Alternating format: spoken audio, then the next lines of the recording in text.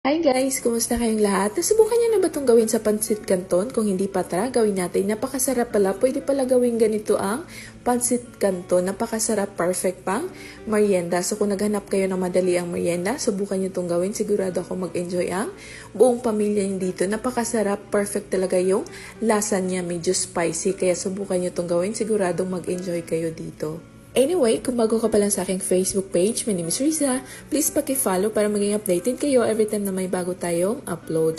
So, nagpakulo lang ako ng water dito. Tapos, gagamit lang ako ng 4 packs ng Pansit Canton. Kaya napubala ko anong flavor ang gusto nyo. So, ilagay ko lang dito at lulutuin ko lang ito for 3 minutes.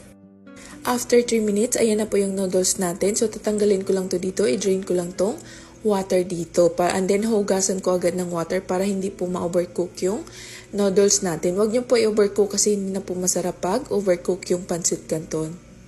Dito sa aking